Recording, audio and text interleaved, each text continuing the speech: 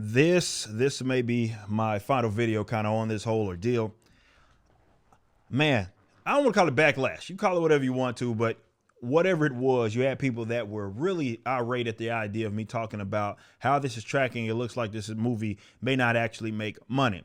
And of course, you had all the media, definitely shield media, saying, hey, wording it in funky ways, like saying this is this biggest debut for the Ant-Man franchise, instead of looking at it in context of, well, ticket sales cost more. This also spent more in terms of its how much it paid to produce this actual movie. And there's still brainlets that seem to think that 100% of what they get from the box office, or what you see as the box office number, goes directly to the studios, as if the theaters are just airing it for free. That's not how it has ever happened, but it doesn't stop people from saying very stupid things. And it looks like now, finally, even shield media groups are just really going to have to concede, and they are conceding that, well, this is looks like it's likely to finish its global box office run with under $500 million. If it makes under $500 million, this movie lost money. They spent $200 million on it. Okay, you take that into consideration. The fact that you may be like 55-60 split, depending on where you're at domestically, internationally. You see spots like China, as far as they get like 75% as far as CCP with China, but the international box office, they get less of it. And the longer that this is in like the theaters, the studios are getting less of it. So when you see $200 million, if they make $400 million, that means they you might say, well, they broke even. Or if they make another $200 million, like right off the rip, they broke even or they profit. It's not how it works. That's not how it has ever worked.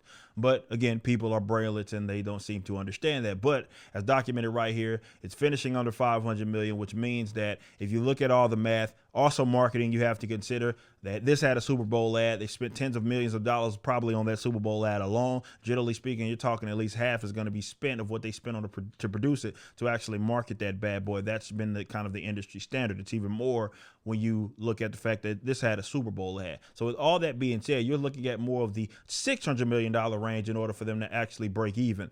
This movie, it doesn't look like it's going to hit maybe even 500, let alone 6. That means this movie is going to lose money. If it's expected to finish, it's documented right here by comicbookmovie.com. As things stand, Marvel's first Phase 5 film is expected to finish its box office run with $475 million, or between $475 million and $490, making it the lowest earner of the Ant-Man franchise. So it went from the biggest debut in the Ant-Man franchise to the lowest earner in the Ant-Man franchise. And I love, you call this petty, I really don't care, this idiot who had all this to say initially when I did my first video on it, saying either your math is wrong or you're leaving out information. 100 million plus 200 million equals 300 million. That means its break even is at 300 million. Not true nonetheless, because that's still acting as if the studios get 100%. But he said it did 250 million opening weekend, and then he followed up to say that it actually did 359 million. That was false, by the way. It was he was going off of some reported numbers that were combining I think it was the international box office with the number that already included it. So it made it seem like it was more than what it actually was. It did not debut at $359 million.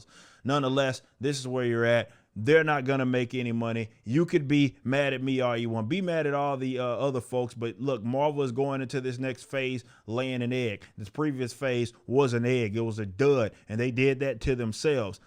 I know you don't want to concede that your ideological enemies were correct on this, but this is what it is. You cannot be as big. I'm going to end on this note. You cannot be as big as Marvel is or was, let's say that, only having appealed to, let's say, and focusing on these things that only one type of demographic likes. The beautiful thing about Marvel when they first came out the gate with the Marvel Cinematic Universe is that you had a little something there for long-time comic book guys. You had something there for normies. You had something there for really everybody, and that's how you get just to where you could crap out billion-dollar films. It's not like that anymore. You've banked on an audience that doesn't really seem to exist. You've pushed a lot of people away, and this is exactly what you're going to get. Wherever you're viewing the content, I appreciate you. If you enjoyed it, you may be interested in my comic book company, Rippaverse Comics. Our first book and campaign, ISOM #1, brought in $3.7 million with tens of thousands of satisfied customers. Visit Rippaverse.com to check out our store and stay up to date with the latest campaigns from one of the hottest new comic book companies. Also, my first big step towards a parallel economy was the development of my personal website, ericdjuly.com. This entirely replaced my Patreon. Now, if you enjoy this content, please consider becoming a member over at the website. We have an ever-expanding list of perks for various membership tiers, a forum, and a phone app. Some of these perks will even benefit you if you're fans of the Rippaverse. Anyway, I appreciate you so much for being a supporter and or customer. I even got a little love for my haters.